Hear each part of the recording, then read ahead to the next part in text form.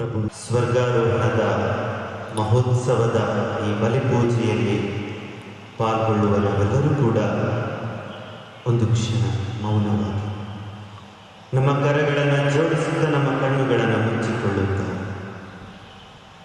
ಈ ಜಗತ್ತನ್ನು ಪ್ರಭುವಿಗೆ ಸಮರ್ಪಿಸಿಕೊಡೋಣ.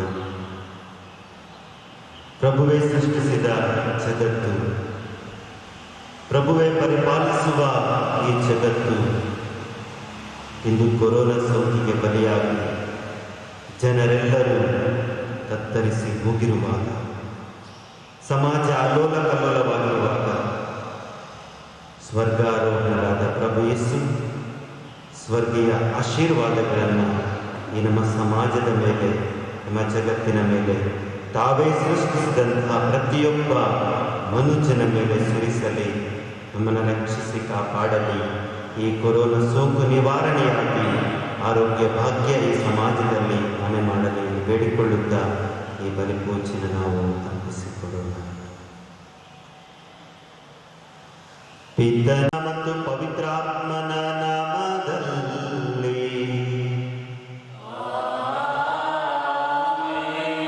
ನಮ್ಮ ಪ್ರಭು ಯೇಸು ಕ್ರಿಸ್ತರ ಕೃಪಾವರವು, ದೇವರ ಪ್ರೀತಿಯು, ಪವಿತ್ರಾತ್ಮರ ಅನ್ಯೋನ್ಯತೆಯು ನಿಮ್ಮೆಲ್ಲರೊಡನೆ ಇರಲಿ.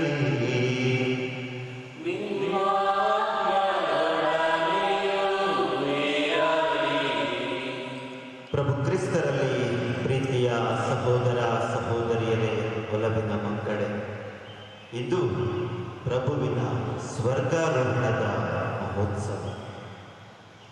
ಸ್ವರ್ಗದಿಂದ ಇಳಿದು ಬಂದ ಪ್ರಭು ಯೇಸು ಅದೇ ಸ್ವರ್ಗಕ್ಕೆ ಏರಿ ಹೋದರು.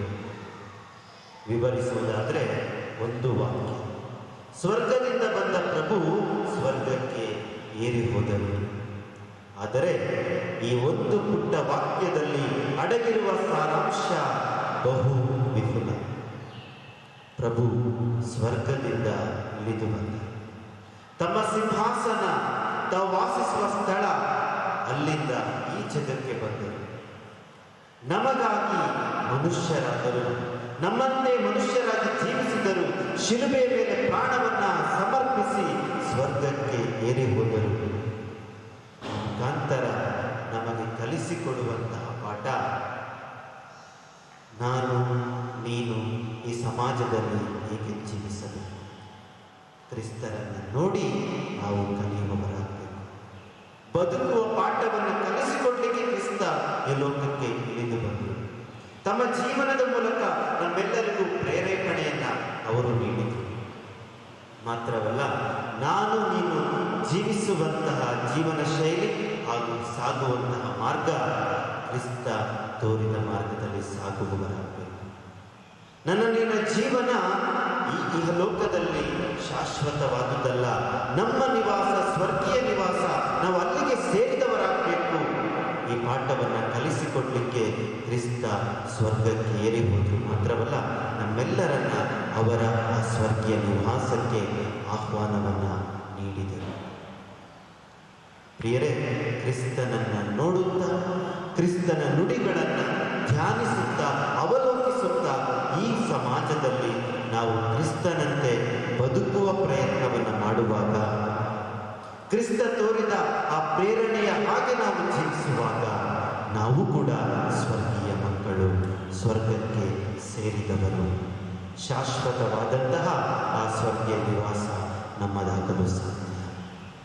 ಆತ್ಮೀಯರೇ, ಪ್ರಭುವಿನ ಸ್ವರ್ಗಾರೋಹಣದ ಹಬ್ಬವನ್ನು ನಾವಿಂದು ಕೊಂಡಾಡುವಾಗ ನಾವೆಲ್ಲರೂ ಕೂಡ ಸ್ವರ್ಗೀಯ ಮಕ್ಕಳು, ಸ್ವರ್ಗಕ್ಕೆ ಸೇರಿದವರು ಎಂಬುದನ್ನು ಪುನಃ ಜ್ಞಾಪಿಸುತ್ತಾ, ಪ್ರಭು ಯೇಸುವೇ, ಒಂದು ದಿನ ನಾವೆಲ್ಲರೂ ಕೂಡ ನಿಮ್ಮ ಆ ನಿವಾಸವಾದಂತಹ ಸ್ವರ್ಗಕ್ಕೆ ಸೇರುವವರಾಗಲಿ ಎಂದು ಪ್ರಾರ್ಥಿಸುವವರಾಗೋಣ, ಕ್ರಿಸ್ತನಲ್ಲಿ ಬೇಡಿಕೊಳ್ಳುವವರಾಗೋಣ. ಮಾತ್ರವಲ್ಲ, ಈ ಬಲಿಪೂಜೆಗೆ ನಾವು ಪಾಲ್ಗೊಳ್ಳುವಾಗ ಸ್ವರ್ಗೀಯ ಪ್ರಭು ಈ ನಮ್ಮ ಸಮಾಜವನ್ನು, ಈ ಜಗತ್ತನ್ನು, ವಿಶೇಷವಾಗಿ ಕೊರೋನಾ ಸೋಂಕಿನ ಮೇಲೆ ತಮ್ಮ ಆಶೀರ್ವಾದಗಳನ್ನು ಸುರಿಸಲಿ. ಎಲ್ಲರೂ ಕೂಡ ಸೋಂಕಿನಿಂದ ನಿವಾರಣೆಯನ್ನು ಪಡೆಯುವಂತಾಗಲಿ. ಈ ಸೋಂಕಿಗೆ ಆದಷ್ಟು ಬೇಗ ಔಷಧಿಯನ್ನು ಕಂಡುಹಿಡಿಯುವಂತಾಗಲಿ.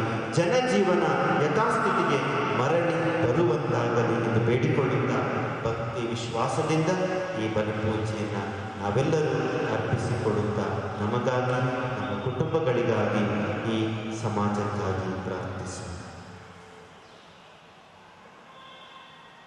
ಈ ಪವಿತ್ರ ರಹಸ್ಯಗಳನ್ನು ಆಚರಿಸಲು ನಾವು ಯೋಗ್ಯರಾಗುವಂತೆ ನಮ್ಮ ಪಾಪಗಳನ್ನು ಒಪ್ಪಿಕೊಳ್ಳೋಣ. ಸರ್ವಶಕ್ತ ದೇವರಿಗೂ ಸಹೋದರ ಸಹೋದರಿಯರೇ, ನಿಮ್ಮನ್ನು ಯೋಚನೆಯಿಂದಲೂ ನುಡಿಯಿಂದಲೂ ನಡತೆಯಿಂದಲೂ ಕರ್ತವ್ಯ ಲೋಪದಿಂದಲೂ ನಾನು ಅನೇಕ ಪಾಪಗಳನ್ನು ಮಾಡಿದ್ದೇನೆಂದು ವಿವೇಚಿಸುತ್ತೇನೆ. ನನ್ನ ಪಾಪವೇ ನನ್ನ ಮಹಾಪಾಪವೇ. ಆದುದರಿಂದ ಸದಾ ಕನ್ನಿಕೆಯಾದ ಸಂತ ಮರಿಯಮ್ಮನವರನ್ನು, ಸಕಲ ದೇವದೂತರನ್ನು, ಸಂತರನ್ನು, ಸಹೋದರ ಸಹೋದರಿಯರೇ, ನಿಮ್ಮನ್ನು ನನಗಾಗಿ ನಮ್ಮ ಪ್ರಭುದೇವರನ್ನು ಪ್ರಾರ್ಥಿಸಬೇಕೆಂದು ಬೇಡಿಕೊಳ್ಳುತ್ತೇನೆ. ಸರ್ವಶಕ್ತ ದೇವರು ನಮಗೆ ದಯೆ ತೋರಿಸಿ ನಮ್ಮ ಪಾಪಗಳನ್ನು ಕ್ಷಮಿಸಿ ನಮ್ಮನ್ನು ನಿತ್ಯ ಜೀವಕ್ಕೆ ಕರೆದೊಯ್ಯಲಿ.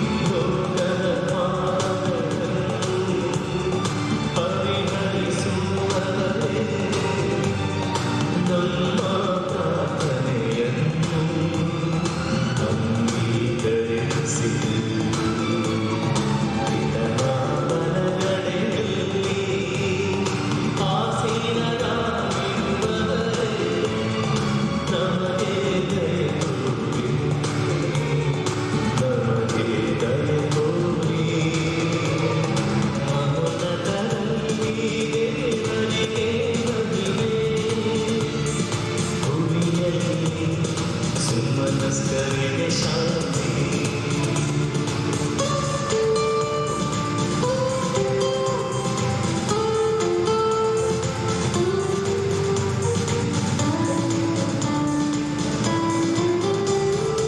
ಏಕೆಂದರೆ ನೀವೊಬ್ಬರೇ ಪರಿಶುದ್ಧರು, ನೀವೊಬ್ಬರೇ ದೇವರು, ನೀವೊಬ್ಬರೇ ಮಹೋನ್ನತರು, ಯೇಸು ಕ್ರಿಸ್ತರೇ.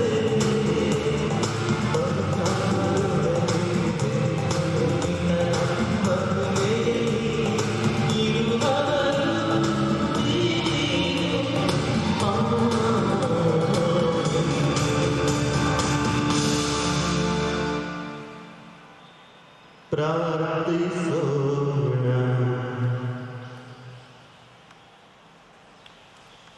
ಸರ್ವಶಕ್ತ ದೇವರೇ, ನಿಮ್ಮ ಪುತ್ರ ಕ್ರಿಸ್ತರ ಸ್ವರ್ಗಾರೋಹಣವನ್ನು ಸಂಭ್ರಮದಿಂದ ಕೊಂಡಾಡುತ್ತಿರುವ ನಾವು ಭಕ್ತಿಪೂರ್ವಕ ಕೃತಜ್ಞತೆಯಿಂದ ಆನಂದಿಸುವಂತೆ ಆಧ್ಯಾತ್ಮಿಕ ಸಂತಸದಿಂದ ನಮ್ಮನ್ನು ಹರ್ಷಗೊಳಿಸಿರಿ. ನಮ್ಮ ಶಿರಸಾದ ಅವರು ಎಲ್ಲಿಗೆ ಮಹಿಮೆಯಿಂದ ನಮಗಿಂತ ಮುಂಚೆ ತೆರಳಿರುವರು, ಅಲ್ಲಿಗೆ ಅವರ ಶರೀರವಾದ ನಾವು ನಿರೀಕ್ಷೆಯಿಂದ ಬಂದು ಸೇರುವಂತೆ ಕೃಪೆ ನೀಡಿರಿ. ನಿಮ್ಮೊಂದಿಗೆ ಪವಿತ್ರಾತ್ಮರ ಐಕ್ಯದಲ್ಲಿ ದೇವರ ಯುಗಾಂತರಕ್ಕೂ ಜೀವಿಸಿ ಆಳುವ ನಮ್ಮ ಪ್ರಭುವು ನಿಮ್ಮ ಪುತ್ರರು ಆಗಿರುವ ಯೇಸು ಕ್ರಿಸ್ತರ ಮುಖಾಂತರ ನಿಮ್ಮನ್ನು ಪ್ರಾರ್ಥಿಸುತ್ತೇವೆ.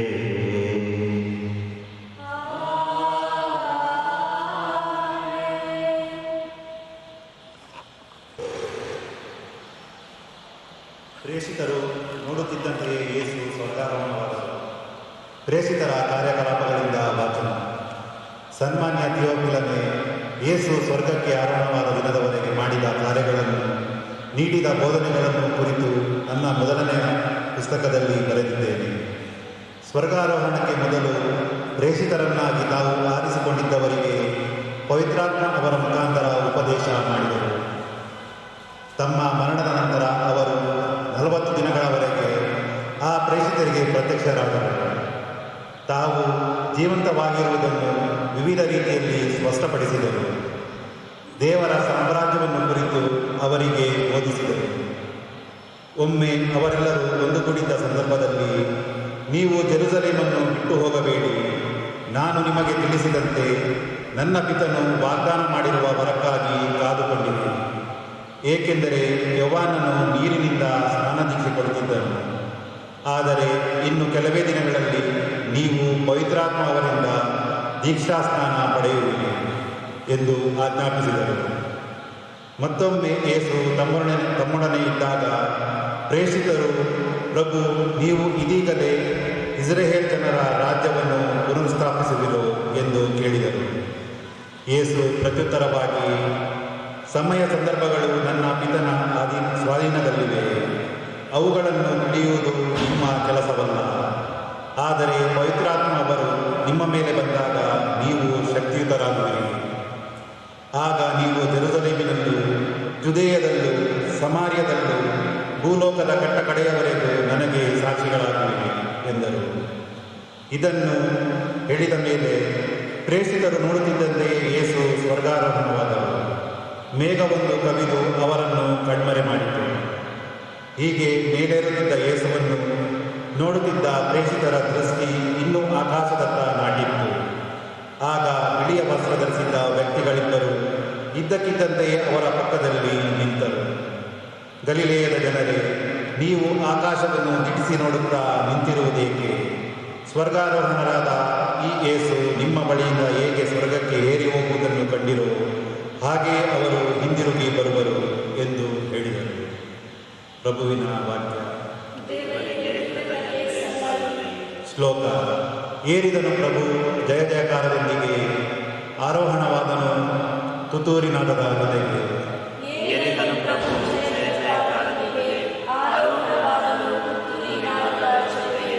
ಸರ್ವ ಜನಾಂಗಗಳೇ ಚಪ್ಪಾಳೆ ಹೊಡೆಯಿರಿ, ಸರ್ವೇಶ್ವರನಿಗೆ ಜಯಘೋಷ ಮಾಡಿರಿ. ಪರಾತ್ಪರನಾದ ಪ್ರಭುವು ಘನಗಂಭೀರನು, ಪ್ರಪಂಚಕ್ಕೆಲ್ಲ ರಾಜಾದಿರಾಜನು. ಶ್ಲೋಕ.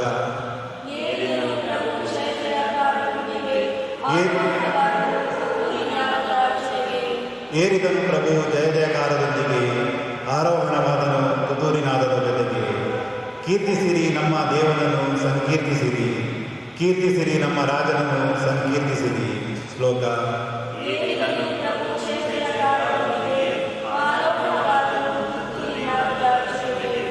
ದೇವನು ಭೂಮಂಡಲಕ್ಕೆಲ್ಲ ಒಡೆಯನು, ಕೀರ್ತನೆಯಿಂದ ಕೊಂಡಾಡಿರಿ ಆತನನ್ನು.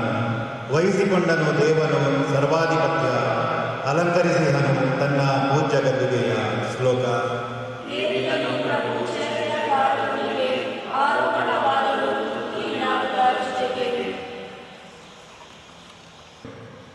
ಸಂತ ಪೌಲನು ಎಫೆಸರಿಗೆ ಬರೆದ ಪತ್ರದಿಂದ ವಾಚನ. ಸಹೋದರರೇ, ನಮ್ಮ ಪ್ರಭು ಯೇಸು ಕ್ರಿಸ್ತರ ದೇವರು, ಮಹಿಮಾನ್ವಿತ ತಂದೆಯೂ ಆದವರು, ನಿಮಗೆ ಜ್ಞಾನವನ್ನು ವಿವೇಚನೆಯನ್ನು ನೀಡುವ ಆತ್ಮವನ್ನು ದಯಪಾಲಿಸಲಿ. ತಮ್ಮನ್ನು ಸಂಪೂರ್ಣವಾಗಿ ಅರಿತುಕೊಳ್ಳುವ ವರವನ್ನು ಇಯಲಿ ಎಂದು ಪ್ರಾರ್ಥಿಸುತ್ತೇನೆ. ದೇವರು ನಿಮ್ಮ ಮನೋನೇತ್ರಗಳನ್ನು ತೆರೆಯಲಿ, ಅವರ ಬೆಳಕು ನಿಮಗೆ ಕಾಣುವಂತೆ ಆಗಲಿ. ಹೀಗೆ ಅವರು ಕರೆದಿರುವ ಜನರಿಗೆ ಲಭಿಸುವ ಭರವಸೆಯ ಭಾಗ್ಯ ಎಂಥದ್ದೆಂದು, ದೇವ ಜನರಿಗೆ ಕಾಯ್ದಿರಿಸಿರುವ ಸ್ವಾಸ್ಥ್ಯ ಸಂಪತ್ತು ಎಂಥದ್ದೆಂದು ನೀವು ಅರಿತುಕೊಳ್ಳಬೇಕು. ಕ್ರೈಸ್ತ ವಿಶ್ವಾಸಿಗಳಾದ ನಮ್ಮಲ್ಲಿ ದೇವರು ಸಾಧಿಸುವ ಮಹತ್ ಕಾರ್ಯಗಳು ಎಷ್ಟು ಶಕ್ತಿಯುತವಾದವು ಎಂಬುದು ನಿಮಗೆ ಮನದಟ್ಟಾಗಬೇಕು. ಈ ಮಹಿಮಾ ಶಕ್ತಿಯಿಂದಲೇ ದೇವರು ಯೇಸು ಕ್ರಿಸ್ತರನ್ನು ಮರಣದಿಂದ ಎಬ್ಬಿಸಿದರು.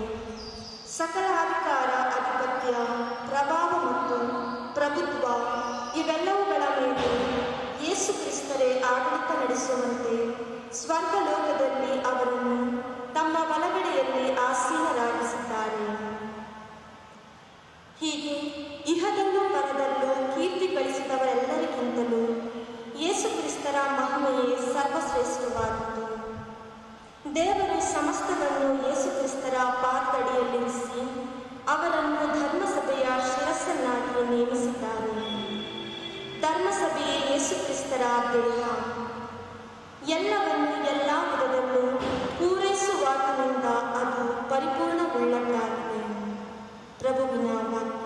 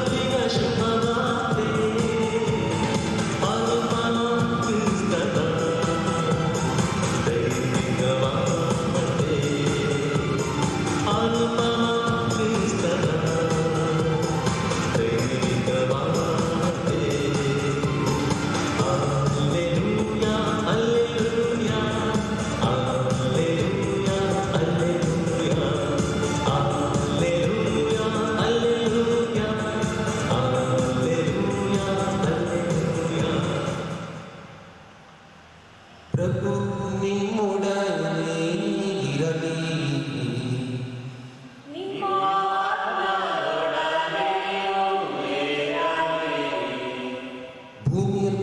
ಸ್ವರ್ಗದಲ್ಲೂ ಸರ್ವ ಅಧಿಕಾರವನ್ನು ನನಗೆ ಕೊಡಲಾಗಿದೆ. ಮತ್ತಾಯನು ಬರೆದ ಪವಿತ್ರ ಶುಭ ಸಂದೇಶದಿಂದ ವಾಚನ. ಪ್ರಭು ನಿಮಗೆ ಮಹಿಮೆ ಸಲ್ಲಲಿ.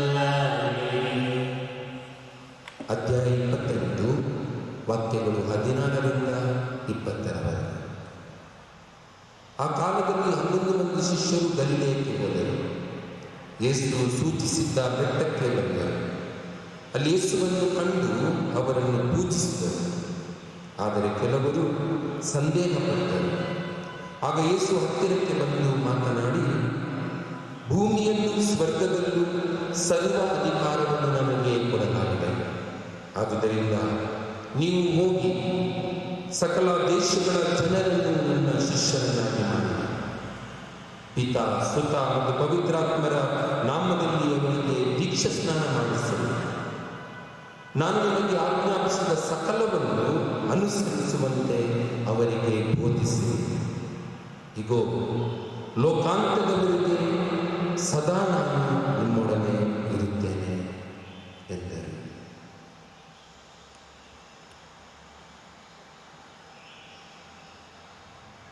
ಪ್ರಭುವಿನ ಶುಭ ಸಂದೇಶ. ಕ್ರಿಸ್ತರೇ ನಿಮಗೆ ಸ್ತುತಿಯು ಸಲ್ಲಲಿ.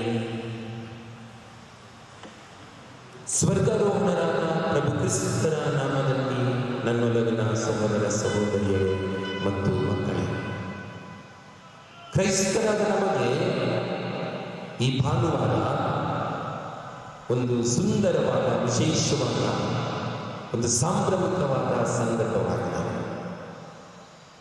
ಯೇಸು ಕ್ರಿಸ್ತರು ಮನುಷ್ಯರಾಗಿ ಭೂಮಿಗೆ ಬಂದರು. ನಮಗಾಗಿ ತಮ್ಮ ಪ್ರಾಣವನ್ನೇ ಅರ್ಪಿಸಿದರು. ಸತ್ತು ಪುನರುತ್ಥಾನರಾಗಿ 40ನೆಯ ದಿನ ಅವರು ಸ್ವರ್ಗಕ್ಕೆ ಆರೋಹಣರಾದರು. ಕ್ರೈಸ್ತ ವಿಶ್ವಾಸಿಗಳು ಇದನ್ನು ನಂಬಲೇಬೇಕಾದಂಥ ಒಂದು ವಿಶ್ವಾಸದ ಮಹತ್ವದ ಸಂಗತಿ ಇದೆ. ದೇಹಕ್ಕೆ ಸೀಮಿತವಾದದ್ದು ಅದು ಪ್ರಾಪಂಚಿಕವಾದದ್ದು. ಈ ದೇಹ ಈ ಭೂಮಿಯಲ್ಲೇ ನಾಶವಾಗಿ ಉಳುಪಟ್ಟುಗಳಿಗೆ ಬಲಿಯಾಗಿ ಇದು ಮಾಯವಾಗುತ್ತೆ ಈ ಪ್ರಪಂಚದಲ್ಲಿ. ಆದರೆ ಆಧ್ಯಾತ್ಮಿಕವಾದದ್ದು, ಆತ್ಮಿಕವಾದದ್ದು ಅದು ಸ್ವರ್ಗಕ್ಕೆ ಸೇರಿದೆ. ಅದು ಯಾವತ್ತೂ ಕೂಡ ನಾಶವಾಗುವುದಿಲ್ಲ. ಬದಲಾಗಿ ಅದು ಸರ್ವೇಶ್ವರ ದೇವರಲ್ಲಿ ವಿಲೀನವಾಗುತ್ತದೆ, ಜೊತೆಗೂಡುತ್ತದೆ. ಪ್ರಿಯರೇ, ಈ ಪುನರುತ್ಥಾನ ಮತ್ತು ಸ್ವರ್ಗಾರೋಹಣಗಳು ಪ್ರತಿಯೊಬ್ಬ ಕ್ರೈಸ್ತರ ಜೀವನದಲ್ಲಿ ಆಗಲೇಬೇಕಾದಂಥ ಒಂದು ವಿಶೇಷವಾದ, ಮಹತ್ವವಾದ ಒಂದು ಘಟನೆಗಳು. ಯಾರೆಲ್ಲ ಯೇಸು ಕ್ರಿಸ್ತರಲ್ಲಿ ವಿಶ್ವಾಸವಿಡ್ತಾರೆ ಅವರಿಗೆ ಭೂಲೋಕದಲ್ಲಿ ಪುನರುತ್ಥಾನವಿರುವುದಿದೆ. ಅವರು ನಾಶವಾಗಲಿಕ್ಕೆ ಸಾಧ್ಯವೇ ಇಲ್ಲ. ಎರಡನೇದಾಗಿ, ಯಾರೆಲ್ಲ ಕ್ರಿಸ್ತರಲ್ಲಿ ನಂಬಿಕೆ, ವಿಶ್ವಾಸವಿಟ್ಟು ಈ ಭೂಮಿಯಲ್ಲಿ ಮೃತರಾಗ್ತಾರೆ ಅವರು ಪುನರುತ್ಥಾನರಾಗಿ ಸ್ವರ್ಗವನ್ನು ಸೇರ್ತಾರೆ. ಅದು ಸ್ವರ್ಗಾರೋಹಣವಾಗುವ ಭಾಗ್ಯ. ನಾವು ಹಳೆ ಒಡಂಬಡಿಕೆಯಲ್ಲಿ ನೋಡುವಾಗ ಹನೋಕ ಎಂಬ ವ್ಯಕ್ತಿ ಇದ್ದ, ದೇವರೊಂದಿಗೆ ಅನ್ಯೋನ್ಯವಾಗಿದ್ದಾಗ ದೇವರು ಅವನನ್ನು ತಮ್ಮೊಂದಿಗೆ ಕರೆದುಕೊಂಡು ಹೋಗಿರುವ ವ್ಯಕ್ತಿಯಾಗಿ ಹೇಳುತ್ತದೆ ದೇವರ ವಾಕ್ಯ. ಎರಡನೇದಾಗಿ ನಾವು ನೋಡ್ತೇವೆ, ಎಲಿಯ ಪ್ರವಾದಿ ರಥರಥಾಶ್ವಗಳೊಂದಿಗೆ ಸ್ವರ್ಗಕ್ಕೆ ಎತ್ತಲ್ಪಟ್ಟ. ಎಲಿಷಾವನ್ನು ಕಣ್ಣಾರೆ ನೋಡಿದ. ಹೊಸ ಒಡಂಬಡಿಕೆಯಲ್ಲಿ ಯೇಸು ಕ್ರಿಸ್ತರು ಸ್ವರ್ಗಾರೋಹಣವಾದದ್ದನ್ನು ಶಿಷ್ಯರು ಮತ್ತು ಅವರ ಜೊತೆಗಿದ್ದವರೆಲ್ಲರೂ ಕೂಡ ನೋಡಿದ್ದಾರೆ. ಆ ನೋಡಿದ ಶಿಷ್ಯರೇ ಇವತ್ತಿನ ವಾಚನಗಳಲ್ಲಿ ನಾವು ಓದಿದಂಥ ವಿಚಾರಗಳನ್ನು ಅವರು ಬರೆದಿದ್ದಾರೆ. ಮಾತ್ರವಲ್ಲ, ಅದನ್ನು ನಾನು ನೀವು ವಿಶ್ವಾಸಿಸಬೇಕು ಎಂಬುದಾಗಿ ಕೂಡ ಸಾರಿ ಹೇಳ್ತಾ ಇದ್ದಾರೆ. ಹೊಸ ಒಡಂಬಡಿಕೆಯಲ್ಲಿ ಇನ್ನೋರ್ವ ವ್ಯಕ್ತಿ ಸ್ವರ್ಗಕ್ಕೆ ಏರಿ ಹೋದವರು ಮಾತೆ ಮರಿಯ. ಯಾರೆಲ್ಲ ದೇವರೊಂದಿಗೆ ಅನ್ಯೋನ್ಯವಾಗಿದ್ದರು, ಯಾರೆಲ್ಲ ದೇವರೊಂದಿಗೆ ಒಂದಾಗಿ ಜೀವಿಸಿದರು, ದೇವರಲ್ಲಿ ನಂಬಿಕೆ ಇಟ್ಟರು, ಅಂಥವರಿಗೆ ಸ್ವರ್ಗಕ್ಕೆ ಏರಿ ಹೋಗುವ ಭಾಗ್ಯ ಲಭಿಸಿತು. ಪ್ರಿಯರೇ, ಈ ಸ್ವರ್ಗಾರೋಹಣದ ಹಬ್ಬವನ್ನು ಆಚರಿಸುವಾಗ ಕೂಡ ಇವತ್ತು ಕ್ರಿಸ್ತರು ತಮ್ಮ ಶಿಷ್ಯರಿಗೆ ನುಡಿಯುವಂತೆ, ಈ ಭೂಮಿಯಲ್ಲಿ ನನಗೆ ಸರ್ವ ಅಧಿಕಾರವನ್ನು ಕೊಡಲಾಗಿದೆ, ಆದರೆ ಇವತ್ತು ನಾನು ಸ್ವರ್ಗಕ್ಕೆ ಏರಿ ಹೋಗುವಾಗ ಆ ಅಧಿಕಾರವನ್ನು ನಾನು ನಿಮಗೆ ಕೊಡ್ತಾ ಇದ್ದೇನೆ. ಪ್ರೇಷಿತರು ಅಂದರೆ ಅರ್ಥ ಗೊತ್ತಾ ನಿಮಗೆ? ಪ್ರೇಷಿತರು ಅಂದರೆ ಕಳುಹಿಸಲ್ಪಟ್ಟವರು, ಕ್ರಿಸ್ತರಿಂದ ಕಳುಹಿಸಲ್ಪಟ್ಟವರು. ಪ್ರತಿಯೊಬ್ಬ ಕ್ರೈಸ್ತ ಸ್ನಾನ ದೀಕ್ಷೆಯನ್ನು ಪಡೆದಂಥ ಕ್ರೈಸ್ತ, ಸಂಸ್ಕಾರಗಳನ್ನು ಸ್ವೀಕರಿಸಿದಂಥ ಕ್ರೈಸ್ತ ಕ್ರಿಸ್ತರಿಂದ ಕಳುಹಿಸಲ್ಪಟ್ಟವ. ಯೇಸು ಕ್ರಿಸ್ತರು ತಮ್ಮ ಶಿಷ್ಯರಿಗೆ ನುಡಿದರು, ನೀವು ಸರ್ವ ಜನಾಂಗಗಳಿಗೆ ನನ್ನ ಶುಭ ಸಂದೇಶವನ್ನು ಬೋಧಿಸಿರಿ. ಪಿತಾ, ಸುತ ಮತ್ತು ಪವಿತ್ರಾತ್ಮರ ನಾಮದಲ್ಲಿ ಅವರಿಗೆ ದೀಕ್ಷಾ ಸ್ನಾನ ಕೊಡಿರಿ ಎಂಬುದಾಗಿ ನುಡಿದರು. ಯೇಸು ಕ್ರಿಸ್ತರು ಶುಭ ಸಂದೇಶದಲ್ಲಿ ನುಡಿದಿರುವಂತೆ, ನನ್ನಲ್ಲಿ ವಿಶ್ವಾಸಿಸುವವನು ವರದಾನಗಳನ್ನು ಪಡೆಯುವವನಾಗಿದ್ದಾನೆ. ಅವನಿಗೆ ನಾನು ಅಧಿಕಾರವನ್ನು ಕೊಡುತ್ತೇನೆ. ಎಂಥ ಅಧಿಕಾರ? ದೆವ್ವಗಳನ್ನು ಓಡಿಸುವಂತ ಅಧಿಕಾರ. ಯಾರಾದರೂ ವಿಷಸರ್ಪಗಳನ್ನು ಎತ್ತಿದರೂ, ವಿಷ ಪದಾರ್ಥಗಳೇನಾದರೂ ಕುಡಿದರೂ ಅವರಿಗೆ ಯಾವುದೇ ಹಾನಿ ಕೂಡ ಆಗದಂತ ಒಂದು ಪದವಿ.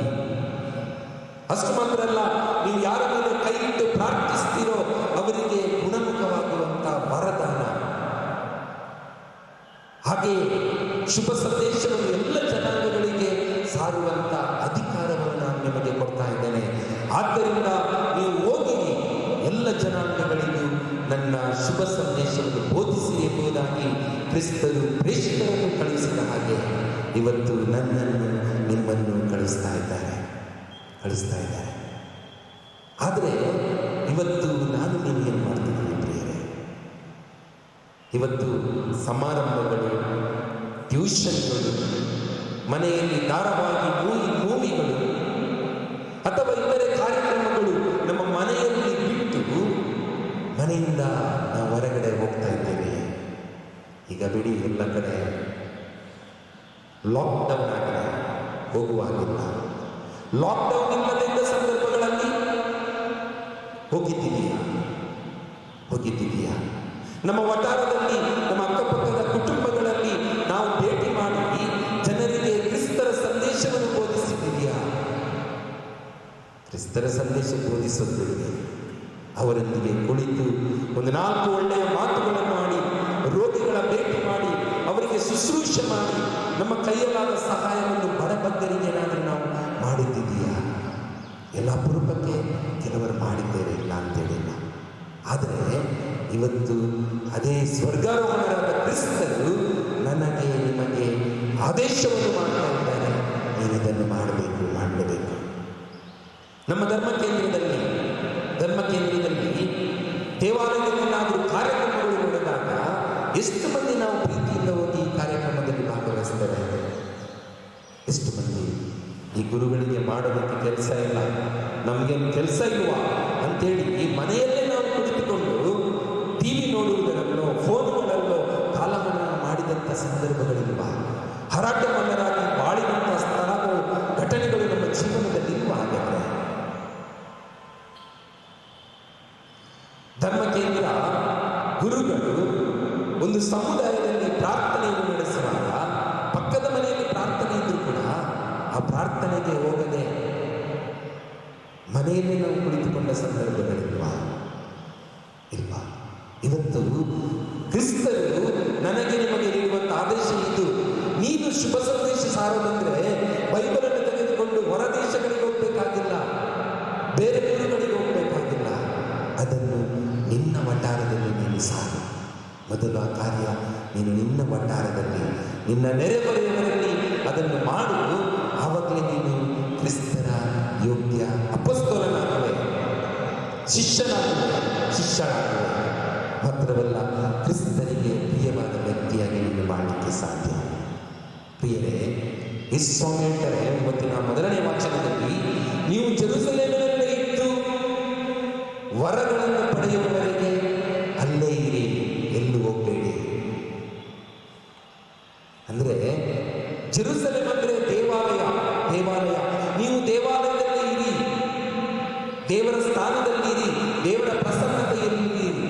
ನೀವು ದೇವಾಲಯಕ್ಕೆ ಬನ್ನಿ ಅಥವಾ ನಿಮ್ಮ ಮನೆಯಲ್ಲೇ ಇರಿ, ಆದರೆ ನೀವು ದೇವರ ಪ್ರಸನ್ನತೆಯಲ್ಲಿರಿ. ಆವಾಗ ನಿಮಗೆ ದೇವರ ವರದಾನವಾದ ಪವಿತ್ರಾತ್ಮರು ಲಭಿಸುತ್ತಾರೆ. ಆ ಪವಿತ್ರಾತ್ಮರು ನೀವು ಏನು ಮಾಡಬೇಕು, ಹೇಗೆ ಜೀವಿಸಬೇಕೆಂಬುದನ್ನು ನಿಮಗೆ ತಿಳಿಸುತ್ತಾರೆ ಎಂಬುದಾಗಿ ಪ್ರಭು ಕ್ರಿಸ್ತರು ನುಡಿಯುತ್ತಾರೆ. ಪ್ರಿಯರೇ, ಆದ್ದರಿಂದ ಕ್ರಿಸ್ತರ ಹಾಗೆ ನಾವು ಮಾಡಬೇಕಾದ್ರೆ, ಕ್ರಿಸ್ತರ ಆದರ್ಶಗಳನ್ನು ನಮ್ಮ ಜೀವನದಲ್ಲಿ ನಾವು ಪಾಲಿಸಬೇಕಾದ್ರೆ ನಾವು ಮೊದಲನೇದಾಗಿ ಮಾಡಬೇಕಾಗಿದ್ದು ದೇವರ ಸನ್ನಿಧಾನದಲ್ಲಿ ಇರುವಂತಹದ್ದು, ದೇವರ ಪ್ರಸನ್ನತೆಯಲ್ಲಿ ಜೀವಿಸುವಂತಹದ್ದು. ಜಪಸರ ದೇವರ ವಾಕ್ಯವನ್ನು ಓದುತ್ತಾ ಧ್ಯಾನಿಸುವಂತಹದ್ದು, ಆ ವಾಕ್ಯದಂತೆ ಜೀವಿಸುವಂಥ ಒಂದು ಜೀವನ ಇದೆಯಲ್ವಾ, ಅದೇ ಸಾಕ್ಷಿಯ ಜೀವನವಾಗಲಿಕ್ಕೆ ಸಾಧ್ಯ. ಎರಡನೇದಾಗಿ ನಾನು ಮೊದಲು ವಿಶ್ವಾಸಿಸಬೇಕು ಕ್ರಿಸ್ತರ ಪುನರುತ್ಥಾನದಲ್ಲಿ. ನಾನು ಮೊದಲು ವಿಶ್ವಾಸಿಸಬೇಕು ಕ್ರಿಸ್ತರು ನನಗಾಗಿ ಸ್ವರ್ಗಾರೋಹಣರಾಗಿದ್ದಾರೆ, ಮತ್ತೆ ಅವರು ಮರಳಿ ನನ್ನನ್ನು ಕರ್ಕೊಂಡು ಹೋಗಲಿಕ್ಕೆ ಬರ್ತಾರೆ ಎಂಬುದಾಗಿ. ಆವಾಗ ಮಾತ್ರ ವಿಶ್ವಾಸ ನಾನು ಬೇರೆಯವರಿಗೆ ಕೊಡಲಿಕ್ಕೆ ಸಾಧ್ಯ. ಪ್ರಿಯರೇ, ಮೂರನೇದಾಗಿ ಆ ವಿಶ್ವಾಸವನ್ನು ನಾನು ಜೀವಿಸಬೇಕು. ನನ್ನ ಮನೆಯಲ್ಲಿ, ನನ್ನ ವಠಾರದಲ್ಲಿ, ನನ್ನ ಧರ್ಮ ಕೇಂದ್ರದಲ್ಲಿ, ನನ್ನ ಸಮಾಜದಲ್ಲಿ ನಾನೊಬ್ಬ ಉಪಯೋಗದ ವ್ಯಕ್ತಿಯಾಗಿ, ಪರರ ಸೇವೆಯಲ್ಲಿ ಬಾಳುವಂಥ ವ್ಯಕ್ತಿಯಾಗಿ ಬಾಳುವಾಗ ಮಾತ್ರ ನಾನು ಕ್ರಿಸ್ತರಿಂದ ಕಳುಹಿಸಲ್ಪಟ್ಟವನು ಮಾತ್ರವಲ್ಲ, ಆ ಕ್ರಿಸ್ತರಿಗಾಗಿ ಜೀವಿಸುವವನು, ಕ್ರಿಸ್ತರ ಸಂದೇಶವನ್ನು ಸಾರುವವನು ಮಾತ್ರವಲ್ಲ, ಆ ಕ್ರಿಸ್ತರ ಪುನರುತ್ಥಾನ ಸ್ವರ್ಗಾರೋಹಣದಲ್ಲಿ ಭಾಗಿಯಾಗುವ ವ್ಯಕ್ತಿಯಾಗಲಿಕ್ಕೆ ನನ್ನಿಂದ ಸಾಧ್ಯ ಇದೆ. ಒಂದು ಕ್ಷಣ ನಮ್ಮ ಕಣ್ಣುಗಳನ್ನು ಮುಚ್ಚೋಣ, ನಮ್ಮ ಎದೆ ಮೇಲೆ ಕೈಗಳನ್ನು ಇಟ್ಟುಕೊಳ್ಳೋಣ. ನಮಗಾಗಿ ಈ ಭೂಮಿಗೆ ಬಂದು ಯಾತನೆಯನ್ನು ಅನುಭವಿಸಿ ಸತ್ತು ಪುನರುತ್ಥಾನರಾದ ಸ್ವರ್ಗಾರೋಹಣರಾದ ಕ್ರಿಸ್ತರು ನನ್ನನ್ನು, ನನ್ನ ಕುಟುಂಬವನ್ನು ನಡೆಸಲು, ಈ ಕೊರೋನಾ ಕಾಯಿಲೆಯಿಂದ ಬಳಲುತ್ತಿರುವ ಜನರನ್ನು ಪ್ರಭು ಸ್ಪರ್ಶಿಸಲು, ಅವರ ರಕ್ತವನ್ನು ನಮ್ಮ ಮೇಲೆ, ನಮ್ಮ ವಠಾರದ ಮೇಲೆ, ನಮ್ಮ ಈ ನಾಡಿನ ಮೇಲೆ, ನಮ್ಮ ದೇಶದ ಮೇಲೆ, ಇಡೀ ಪ್ರಪಂಚದ ಮೇಲೆ ಸುರಿಸುವ ಮುಖಾಂತರ ಈ ಮಹಾಮಾರಿ ಕೊರೋನಾವನ್ನು ಸಂಪೂರ್ಣವಾಗಿ ನಮ್ಮಿಂದ ತೊಲಗಿಸಿಬಿಡಲಿರುವುದಾಗಿ ಸ್ವರ್ಗಾರೋಹಣರಾದ ಕ್ರಿಸ್ತರಲ್ಲಿ ಮೌನವಾಗಿ ಒಂದು ಕ್ಷಣ ಬೇಡಿಕೊಳ್ಳುತ್ತದೆ.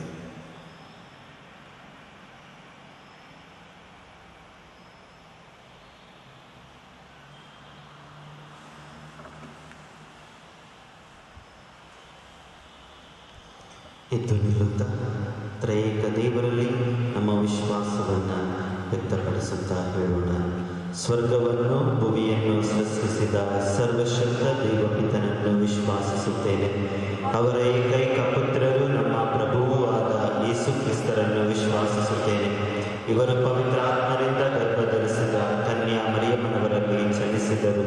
ಪೊನ್ಸಸ್ ಪಿಲಾತನ ಅಧಿಕಾರದಲ್ಲಿ ಯಾತನೆಯನ್ನು ಅನುಭವಿಸಿ ಶಿಲುಬೆಗೆ ಇರಿಸಲ್ಪಟ್ಟು ಮೃತರಾಗಿ ಸಮಾಧಿ ಮಾಡಲ್ಪಟ್ಟರು. ಪಾತಾಳಕ್ಕೆ ಇಳಿದು ಮೂರನೇ ದಿನ ಮೃತರ ಮಧ್ಯದಿಂದ ಪುನರ್ಜೀವಂತರಾಗಿ ಎದ್ದರು. ಸ್ವರ್ಗಕ್ಕೇರಿ ಸರ್ವಶಕ್ತ ದೇವಪಿತನ ಬಲಗಡೆಯಲ್ಲಿ ಆಸೀನರಾಗಿದ್ದಾರೆ. ಅಲ್ಲಿಂದ ಜೀವಂತರಿಗೂ ಮೃತರಿಗೂ ತೀರ್ಪು ಕೊಡಲು ಬರುವರು. ಪವಿತ್ರಾತ್ಮರನ್ನು ವಿಶ್ವಾಸಿಸುತ್ತೇನೆ. ಪವಿತ್ರ ಕಥೋಲಿಕ ಧರ್ಮಸಭೆಯನ್ನು, ಸಂತರ ಅನ್ಯೋನ್ಯತೆಯನ್ನು ವಿಶ್ವಾಸಿಸುತ್ತೇನೆ.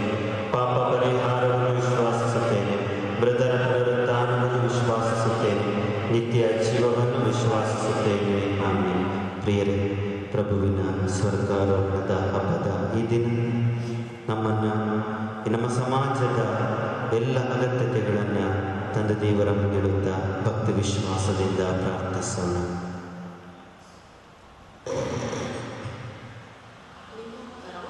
ಪ್ರಭುವೇ ನಮ್ಮ ಪ್ರಾರ್ಥನೆಯನ್ನು ಆಲಿಸಿರಿ. ಪ್ರಭುವೇ ನಮ್ಮ ಪ್ರಾರ್ಥನೆಯನ್ನು ಆಲಿಸಿರಿ.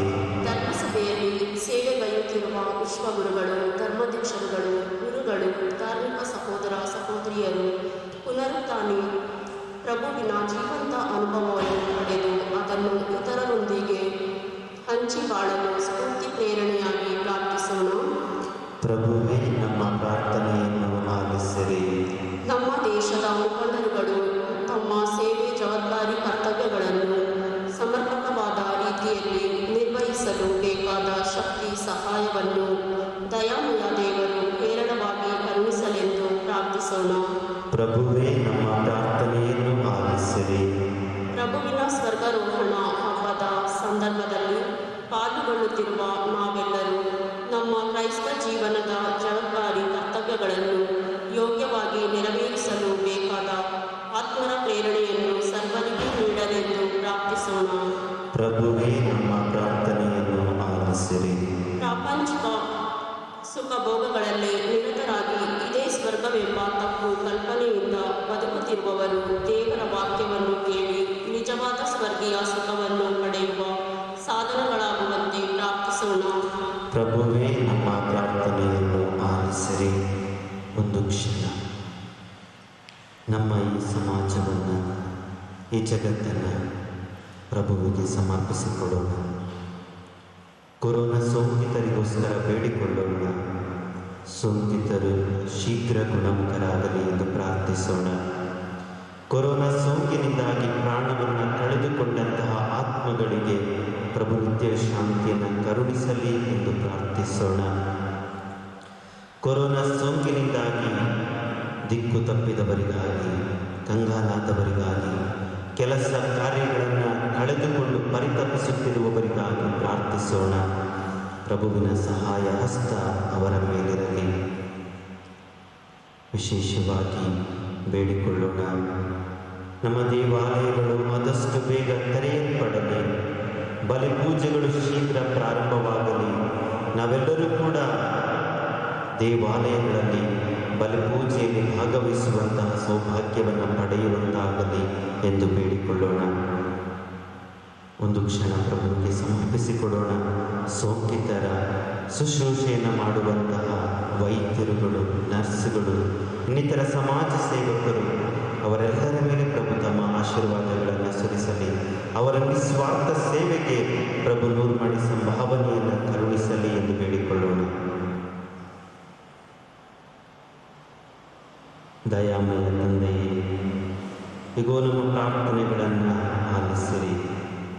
ಈ ಕಷ್ಟ ಸಂದಿಗ್ಧ ಪರಿಸ್ಥಿತಿಯಲ್ಲೂ ಕೂಡ ನಾವು ವಿಶ್ವಾಸವನ್ನು ಕಳೆದುಕೊಳ್ಳದೆ ನಮಗಾಗಿ ಶಿಲುಬೆ ಹೊತ್ತು ಮೃತರಾಗಿ ಸಾವನ್ನು ಗೆದ್ದು ಪುನರುತ್ಥಾನರಾದ ಸ್ವರ್ಗಾರೋಹಣರಾದ ಕ್ರಿಸ್ತರ ಆದರ್ಶವನ್ನು ಅನುಸರಿಸುತ್ತಾ ಬಾಳಲು, ಕ್ರಿಸ್ತ ತೋರಿದ ಮಾರ್ಗದಲ್ಲಿ ಸಾಗಲು ಒಂದು ದಿನ ನಾವೆಲ್ಲರೂ ಕೂಡ ನಮ್ಮ ಶಾಶ್ವತ ನಿವಾಸವಾದ ಸ್ವರ್ಗೀಯ ನಿವಾಸಕ್ಕೆ ಸೇರಿದವರಾಗಿ ಬಾಳಲು ಬೇಕಾದಂತಹ ವರದಾನಗಳನ್ನು ಕರುಣಿಸಿ ನಮ್ಮನ್ನು, ನಮ್ಮ ಕುಟುಂಬಗಳನ್ನು ಆಶೀರ್ವದಿಸಿರಿ. ನಮ್ಮ ಪ್ರಭು ಯೇಸು ಕ್ರಿಸ್ತರ ಮುಖಾಂತರ ನಿಮ್ಮನ್ನು ಪ್ರಾರ್ಥಿಸುತ್ತೇವೆ.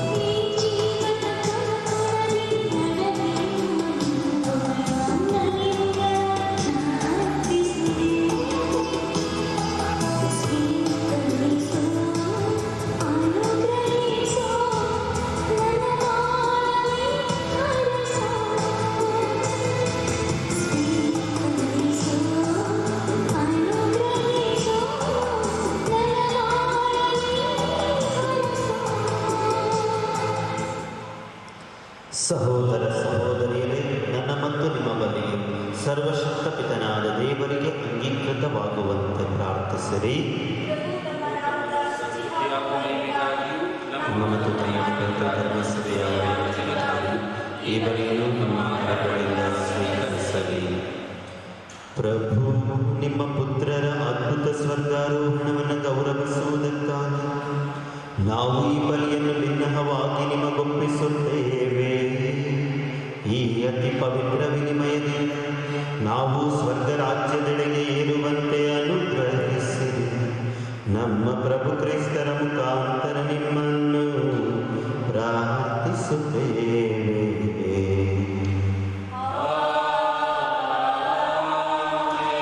ಪ್ರಭು ನಿಮ್ಮೊಡನೆ ಇರಲಿ.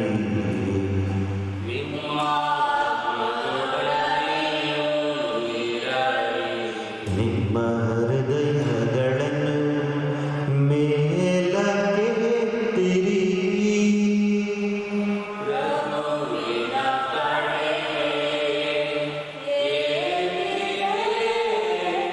ನಮ್ಮ ಪ್ರಭು ದೇವರಿಗೆ ಕೃತಜ್ಞತೆಯನ್ನು ಸಲ್ಲಿಸೋಣ. ಅದು ಯೋಗ್ಯ ಮತ್ತು ನ್ಯಾಯವಾಗಿದೆ. ಪ್ರಭು ಪವಿತ್ರ ಪಿತನೇ, ಸರ್ವಶಕ್ತ ನಿತ್ಯ ದೇವರೇ, ನಾವೆಂದೆಂದು ಎಲ್ಲೆಲ್ಲೂ ನಿಮಗೆ ಕೃತಜ್ಞತೆಯನ್ನು ಸಲ್ಲಿಸುವುದು ನಿಜವಾಗಿ ಯೋಗ್ಯವೂ ನ್ಯಾಯವಾಗಿದೆ. ನಮ್ಮ ಕರ್ತವ್ಯವೂ ರಕ್ಷಣೆಯೂ ಆಗಿದೆ. ಏಕೆಂದರೆ ಮಹಿಮಾರಾಜರು, ಮೃತ್ಯುಂಜಯರು, ಪಾಪ ವಿನಾಶಕರೂ ಆದ ಪ್ರಭು ಯೇಸು ದೇವದೂತರು ವಿಸ್ಮಯದಿಂದ ಈಕ್ಷಿಸುತ್ತಿದ್ದಂತೆಯೇ ಇಂದು ಅತ್ಯುನ್ನತ ಸ್ವರ್ಗಕ್ಕೆ ಏರಿ ಹೋದರು. ದೇವ ಹಾಗೂ ಮಾನವರ ಮಧ್ಯಸ್ಥರು, ಲೋಕದ ನ್ಯಾಯಾಧೀಶರು, ದೂತಗಣಗಳ ಒಡೆಯರೂ ಆದ ಅವರು ಸ್ವರ್ಗಾರೋಹಣರಾದರು. ನಮ್ಮ ದೀನ ಸ್ಥಿತಿಯಿಂದ ದೂರವಿರಬೇಕೆಂದಲ್ಲ, ನಮ್ಮ ಶಿರಸ್ಸು ಮುಂದಾಳು ಆದ ಅವರು ಹೋಗಿರುವೆಡೆಗೆ ಅವರ ಶರೀರದ ಅಂಗಾಂಗಗಳಾದ ನಾವು ಹೋಗಿ ಸೇರಬಹುದೆಂಬ ದೃಢ ಭರವಸೆ ನೀಡುವುದಕ್ಕಾಗಿಯೇ ಅವರು ಆರೋಹಣರಾದರು. ಪಾಸ್ಕ ಮಹದಾನಂದದಿಂದ ತುಂಬಿ ಎಲ್ಲ ದೇಶಗಳು, ಜನಾಂಗಗಳು ನಿಮ್ಮ ಸ್ಥಿತಿಯಲ್ಲಿ ಉಲ್ಲಾಸಿಸುತ್ತವೆ. ಅಂತೆಯೇ ಸ್ವರ್ಗೀಯ ಶಕ್ತರು, ದೂತಗಣಗಳು ಒಂದಾಗಿ ನಿಮ್ಮ ಮಹಿಮೆಯ ನಿರಂತರ ಗೀತೆಯನ್ನು ಹಾಡುತ್ತಾ ಘೋಷಿಸುತ್ತಾರೆ.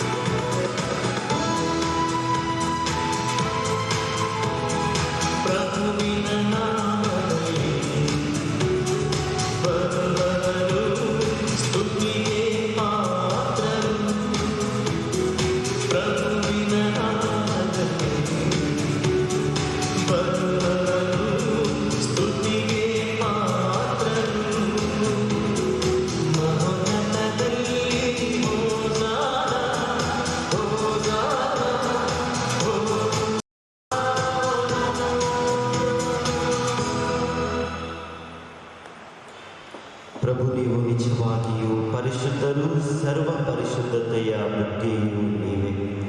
ಈ ಕೊಡುಗೆಗಳ ಮೇಲೆ ನಿಮ್ಮ ಪವಿತ್ರಾತ್ಮರ ನಿಬ್ಬನೆಯಂತೆ ಸುರಿಸಿ ಪಾವನಗೊಳಿಸಿರೆಂದು ಪ್ರಾರ್ಥಿಸುತ್ತೇವೆ. ನಮಗಿಗೂ ನಮ್ಮ ಪ್ರಭು ಯೇಸು ಕ್ರಿಸ್ತರ ಶರೀರ ಮತ್ತು ರಕ್ತವಾಗುವಂತೆ ಮಾಡಿರಿ. ಅವರನ್ನು ಪರಾಧೀನ ಮಾಡಲಾದ ಸಮಯದಲ್ಲಿ ಸ್ವಇಚ್ಛೆಯಿಂದ ತಮ್ಮ ಯಾತನೆಗೆ ಒಳಗಾದಾಗ ಅವರು ರೊಟ್ಟಿಯನ್ನು ತೆಗೆದುಕೊಂಡು ಕೃತಜ್ಞತೆಯನ್ನು ಸಲ್ಲಿಸಿ ಅದನ್ನು ಮುರಿದು ತಮ್ಮ ಶಿಷ್ಯರಿಗೆ ಕೊಡುತ್ತಾ ಹೀಗೆಂದರು, ತೆಗೆದುಕೊಳ್ಳಿ, ಇದನ್ನು ನೀವೆಲ್ಲರೂ ರುಚಿಸಿ, ಏಕೆಂದರೆ ಇದು ನಿಮಗಾಗಿ ಒಪ್ಪಿಸಲಾಗುವ ನನ್ನ ಶರೀರ.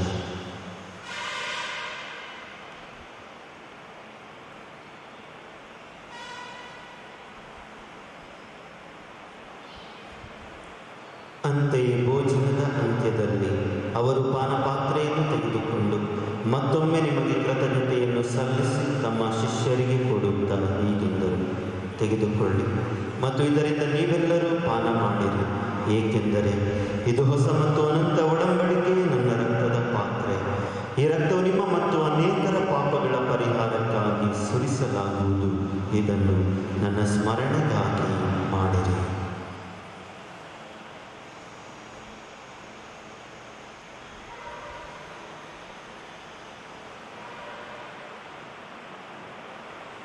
ವಿಶ್ವಾಸದ ರಹಸ್ಯ.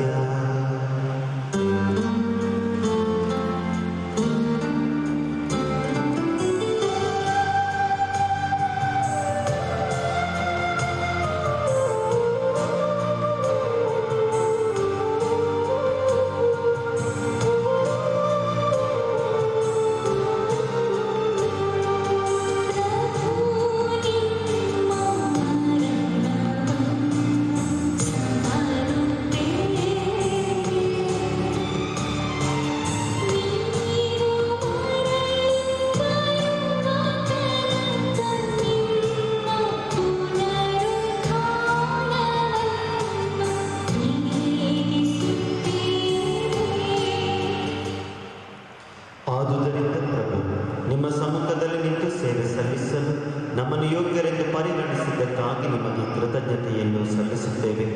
ಕ್ರಿಸ್ತರ ಮರಣ ಮತ್ತು ಪುನರುತ್ಥಾನದ ಸ್ಮರಣೆಯನ್ನು ಆಚರಿಸುತ್ತಾ ಜೀವವೀವ ರೊಟ್ಟಿಯನ್ನು, ರಕ್ಷಣೆಯನ್ನೀವ ಪಾತ್ರೆಯನ್ನು ನಿಮಗೆ ಅರ್ಪಿಸುತ್ತೇವೆ. ಕ್ರಿಸ್ತರ ಶರೀರ ಮತ್ತು ರಕ್ತದಲ್ಲಿ ಪಾಲ್ಗೊಳ್ಳುವ ನಮ್ಮನ್ನು ಪವಿತ್ರಾತ್ಮರು ಒಂದುಗೂಡಿಸಬೇಕೆಂದು ನಿಮ್ಮನ್ನು ವಿನಯದಿಂದ ವಿನಯಿಸುತ್ತೇವೆ. ಪ್ರಭು, ನಿಮ್ಮ ವಿಶ್ವವ್ಯಾಪಿ ಧರ್ಮಸಭೆಯನ್ನು ಸ್ಮರಿಸಿಕೊಳ್ಳಿ. ನಮ್ಮ ವಿಶ್ವಗುರು ಫ್ರಾನ್ಸಿಸ್ ಅವರನ್ನು, ನಮ್ಮ ಧರ್ಮಾಧ್ಯಕ್ಷ ಅಂತೋನಿ ಸ್ವಾಮಿಯವರನ್ನು, ಸಕಲ ಯಾಚಕರನ್ನು ಅದನ್ನು ಪ್ರೀತಿಯ ಪರಿಪೂರ್ಣತೆಡೆಗೆ ಮುನ್ನಡೆಸಿರಿ. ಪ್ರಭು, ಪುನರುತ್ಥಾನದ ನಿರೀಕ್ಷೆಯನ್ನು ವಿಶ್ರಮಿಸುತ್ತಿರುವ ಮೃತರಾದ ನನ್ನ ಕುಟುಂಬದ ಎಲ್ಲ ಸಹೋದರ ಸಹೋದರಿಯರು, ನಿಮ್ಮ ದಯೆಯಲ್ಲಿ ಮೃತರಾದ ಎಲ್ಲರನ್ನು ಸ್ಮರಿಸಿಕೊಳ್ಳಿ. ಅವರನ್ನು ನಿಮ್ಮ ಸಮ್ಮುಖದ ಪ್ರಭೆಗೆ ಬರಮಾಡಿರಿ. ನಮ್ಮ ಮೇಲೆ ದಯ ತೋರಿರಿ. ವಿಶೇಷವಾಗಿ ಬಲಿಪೂಜೆಯನ್ನು ವೀಕ್ಷಿಸುತ್ತಿರುವಂಥ, ಪ್ರಾರ್ಥಿಸುತ್ತಿರುವಂಥ ನಿಮ್ಮೆಲ್ಲ ಮಕ್ಕಳ ಮೇಲೆ, ಕೊರೋನಾ ಕಾಯಿಲೆಗೆ ತುತ್ತಾಗಿ ಬಳಲುತ್ತಿರುವವರ ಮೇಲೆ, ನಮಗಾಗಿ ಪ್ರಾರ್ಥಿಸಲು ಬೇಡುತ್ತಿರುವ ಎಲ್ಲರ ಮೇಲೂ ದಯ ತೋರಿರಿ.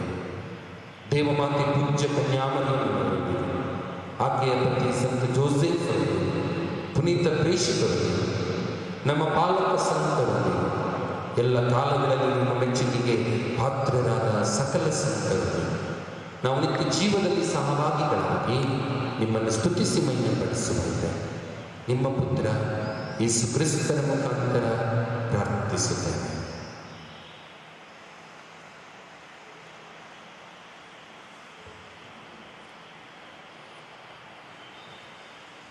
ಇವರ ಮುಖಾಂತರವೂ ಇವರೊಂದಿಗೂ ಇವರಲ್ಲಿಯೂ ಸರ್ವಶಕ್ತ ತಂದೆಯಾದ ದೇವರೇ, ಪವಿತ್ರಾತ್ಮರ ಐಕ್ಯದಲ್ಲಿ ಸರ್ವ ಗೌರವವೂ ಮಹಿಮೆಯೂ ಯುಗ ಯುಗಾಂತರಕ್ಕೂ ನಿಮಗೆ ಸಲ್ಲಲಿ.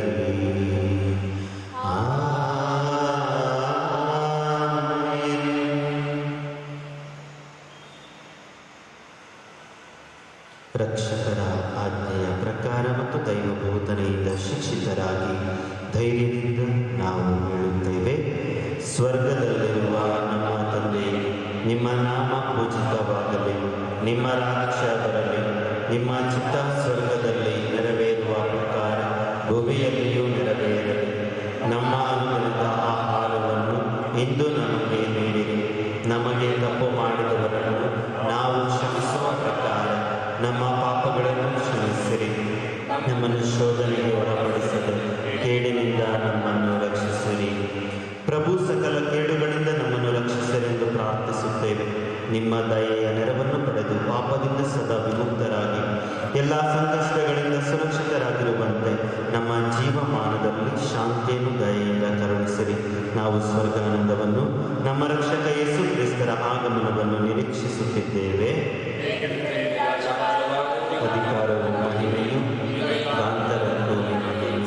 ಪ್ರಭು ಯೇಸು ಕ್ರಿಸ್ತರೇ, ನಿಮ್ಮ ಪ್ರೇಷಿತರಿಗೆ ನಿಮಗೆ ಶಾಂತಿಯನ್ನು ಬಿಟ್ಟು ಹೋಗುತ್ತೇನೆ, ನನ್ನ ಶಾಂತಿಯನ್ನು ನಿಮಗೆ ಕೊಡುತ್ತೇನೆಂದು ಹೇಳಿದ್ದೀರಿ. ನಮ್ಮ ಪಾಪಗಳನ್ನು ಲಕ್ಷಿಸದೆ ನಿಮ್ಮ ಧರ್ಮಸಭೆಯ ವಿಶ್ವಾಸವನ್ನು ವೀಕ್ಷಿಸಿರಿ. ಅದಕ್ಕೆ ನಿಮ್ಮ ಚಿತ್ತದ ಪ್ರಕಾರ ಶಾಂತಿಯನ್ನು ಐಕ್ಯತೆಯನ್ನು ದಯೆಯಿಂದ ದಯಪಾಲಿಸಿರಿ. ಯುಗ ಯುಗಾಂತರಕ್ಕೂ ಜೀವಿಸಿ ಆಳುವ ನಿಮ್ಮನ್ನು ಪ್ರಾರ್ಥಿಸುತ್ತೇವೆ. ಪ್ರಭುವಿನ ಶಾಂತಿ ಸದಾ ನಿಮ್ಮಲ್ಲಿರಲಿ. ಪ್ರಿಯರೇ, ಕುಟುಂಬ ಸಮೇತರಾಗಿ ಪರಸ್ಪರ ಶಾಂತಿಯನ್ನು ಹಾರೈಸಿ.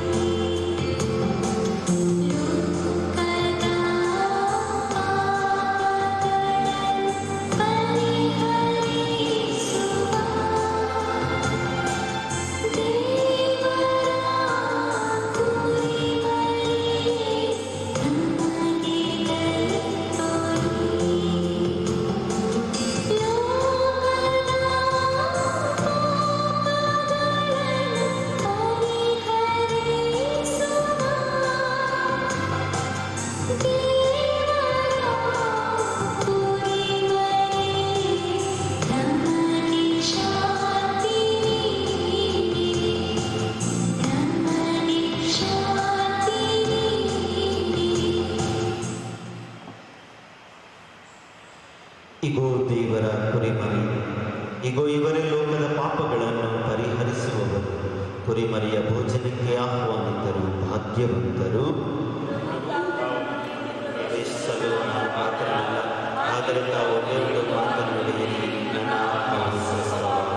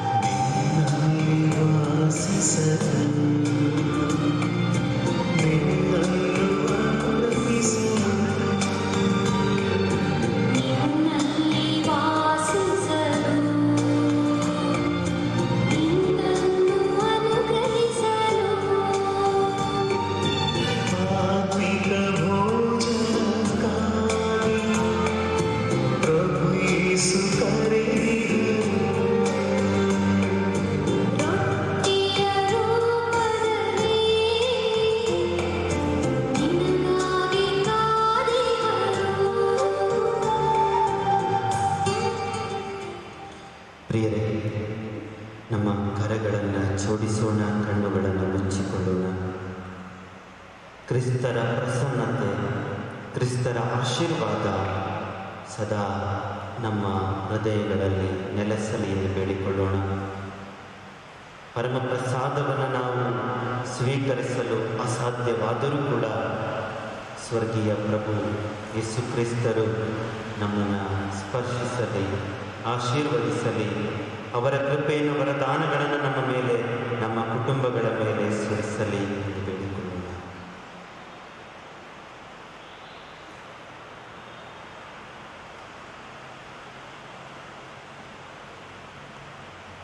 ಪ್ರಾರ್ಥಿಸೋಣ. ಸರ್ವಶಕ್ತ ಸದಾ ಜೀವಿಸುವ ದೇವರೇ, ಇಹದಲ್ಲಿರುವ ನಾವು ದಿವ್ಯ ರಹಸ್ಯಗಳನ್ನು ಆಚರಿಸುವಂತೆ ಅನುಮತಿಯನ್ನು ನೀಡುತ್ತೀರಿ. ನಮ್ಮ ಮಾನವ ಸ್ವಭಾವವು ನಿಮ್ಮೊಂದಿಗೆ ಐಕ್ಯವಾಗಿರುವೆಡೆಗೆ ಕ್ರೈಸ್ತ ನಿರೀಕ್ಷೆಯು ನಮ್ಮನ್ನು ಸೆಳೆಯಲಿ. ನಮ್ಮ ಪ್ರಭು ಕ್ರಿಸ್ತರ ಮುಖಾಂತರ ನಿಮ್ಮನ್ನು ಪ್ರಾರ್ಥಿಸುತ್ತೇವೆ.